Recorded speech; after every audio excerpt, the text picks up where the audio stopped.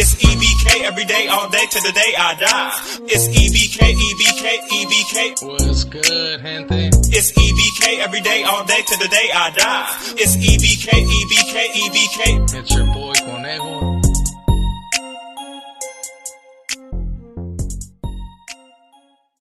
What's good, gente?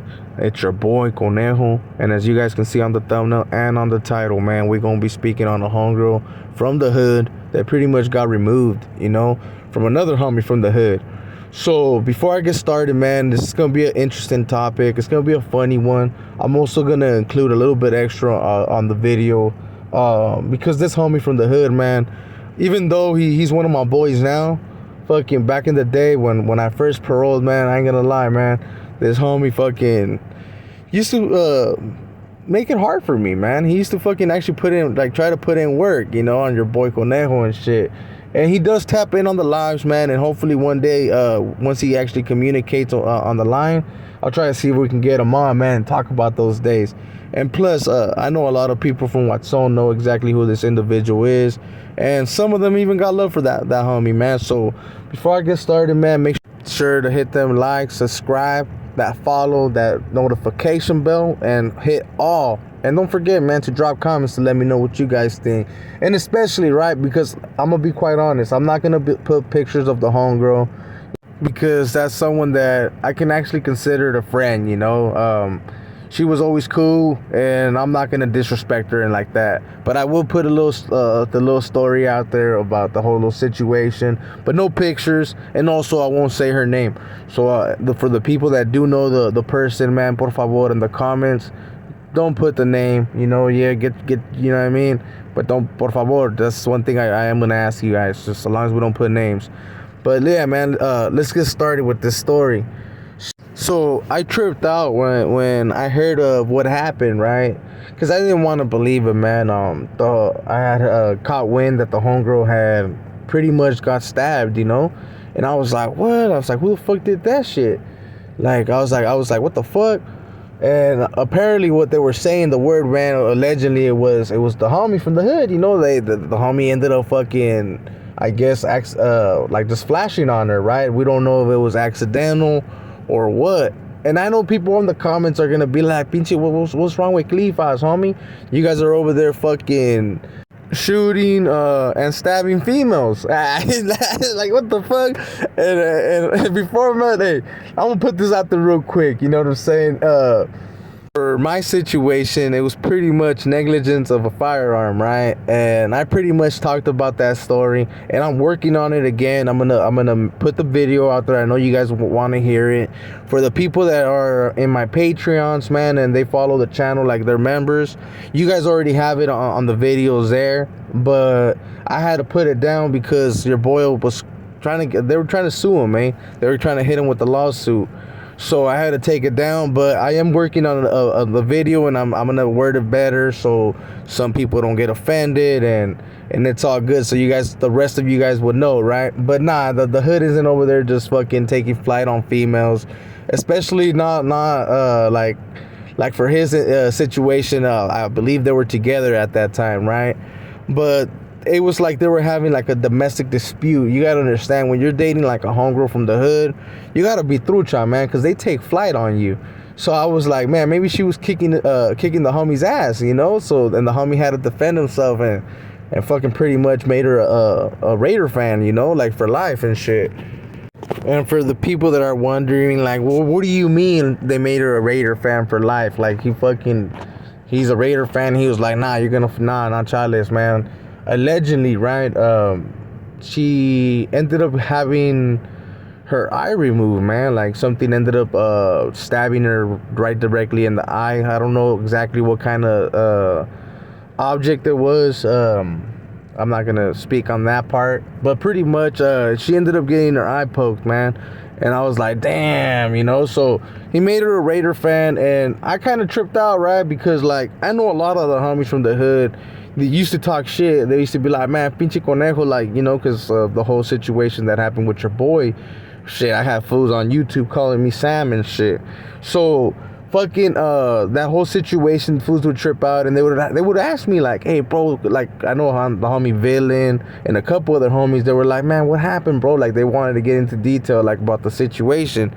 And don't get me wrong, gente, you guys will get to hear, because I am gonna speak about it again, and you guys will know exactly what went down. But they wanted to know, so I wanted to know, right? So I asked him. I was nosy. I was like, God damn, homie. And I know he used to like get his clown on too, because a lot of people used to like clown on old girl because of what happened, you know. Like I said, man, on my prior video, she was on the push. Like it wasn't nothing real serious, but they gave her a name, Bulletproof, and they ran with this. So pretty much I had asked old boy, like, man, what happened, homie? I was like, that's pretty much fucking karma, G. You know what I'm saying? Like, what the fuck? And he's all like, man, but he did feel bad. I remember he was telling me, like, man, I felt hella bad. He had gone to the hospital with her and everything. I think that's where I messed up. I think that's where I messed up, by not going to the hospital with old girl. If I would have gone to the hospital with old girl, maybe I wouldn't have gone locked up. But I ended up getting fucking a couple years for that shit. But yeah, man, so the homie ended up feeling bad, and they're not together, of course. You know, I believe a lot of people, after a domestic or whatever type of dispute they had going on, right, that it made that shit occur. I believe that would be a breaking point, you know. So they weren't together when me and the homie were locked up, and I was having this conversation with them. But now let me give you a little bit of backstory with this homie, man. Me and the homie go back, right? I believe we go all the way back to San Quinn, to be quite honest, because when I was in the hole in San Quinn, I remember hearing one of the homies from my neighborhood actually telling me through the bars, man, fucking when I was walking to the showers, like, hey, were you? Oh no, not to the showers. I apologize. To a committee. He was like, hey, you're Casper from Clifford, and I was like, yeah. He's like, not no more, homie, not no more. And I was like, motherfucker, right? Because the COs were like pushing me, or like walking with them. I was like, all right, motherfucker, right? So I went to my committee thing. They end up throwing you in the dog cages, and you have to wait right there in San Quinn, right, on Carson section. And fucking after that, they ended up taking me to the committee. And after when I pushed off committee, and I was walking back, right, I believe I was in Donner at that time. I was walking back, and this fool, I when I pushed by his cell, I was like, hey, fool. I was like, because at that time I believe he had 15 years. I was like, fool, you got 15, homie. I was like, I'll see you on this side. You know what I'm saying? And that's like the last time I had seen him when I was locked up. And when I paroled, well, him and his brother were already out, right? And even though his brother wasn't from the hood no more, they had jumped him out, he was still trying to put in work, you feel me? Especially, well, when his brother got out, because I ain't gonna lie, the homie, he was a bro, you know. He was someone that was participating with the homies, and I still don't know to this fucking day how he was doing that, right? As a matter of fact, if we get to have that communication, that was something I didn't ask. I should have asked him when I was over there with him. But if I get in contact with this homie, I'm gonna ask him, how the fuck were you running with the big homies, G? You know what I'm saying? But yeah, man, they would always, man, from when I would be fucking pushing right there through the boardwalk. I remember one time I ran into him as well, and they tried to put in work, homie. It was 4 of them, and it was me and my girl and another homie that happens to be active, right? And that was the only reason, man, why I didn't fucking pull over at that time. And I told homie, you know, it's because the homie from WVN was like, nah, man, nah, let's go, you know, let's go, fool. Like, it's that fool. And since he was a bro at that time, and a couple other fools, they're gonna deem me. Well, I was like, fool, they pretty much already deemed you no good, homie. You know, I told him that shit, but he ended up making a fit, so I didn't pull over. And well, there was other occasions. There was like 3 occasions where I did run into this homie while he was still pushing that line. One of the times, man, it really got to the point where I ain't gonna lie, man, I felt hella disrespected. I had my niece at the time. It was me, my girl, and her niece, you know, my cuñado's fucking daughter, man. And she got scared. I'm not gonna lie. She got scared, man. They threw a bottle They pretty much seen me, and they flipped it right. I was coming off of Carlitos, like I was already pushing back to the pad, and I flipped it on Car. He flipped it on Carlitos, like, because they seen me right, like, oh, there he goes.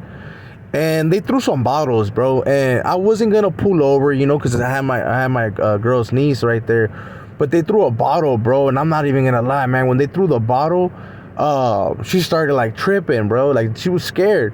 So I got upset, bro. And this is before I got arrested with the toy. You feel me? So I had one of them allegedly's, right? And I pulled over, man. I pulled over, and they didn't pull over, you know. But I felt hella disrespected, right? Because I had to hear it from the family. So after that, man, I'm not gonna lie, I pretty much told the compas, I was like, if this fool ever lands in the fucking county, you gotta give him a beating. Like, hey, this fool has, like, pretty much I have stamped it, like, you know, yeah, this fool has to get a paca, homie, like a good one. So yeah, gente, just so people know, if someone tends to put in work on certain people, and if they happen to have some type of juice, yeah, man, you might be, if you happen to be one of them fools that drops out and you happen to be doing shit like that, more than likely you're gonna get a paca, you know.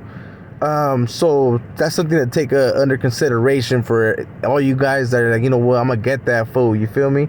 It just happens like that, man. And sure enough, man, later down the line, the homie ended up apparently going through some issues with his organization that he was affiliated with, and sure enough, man, he ended up landing in the county.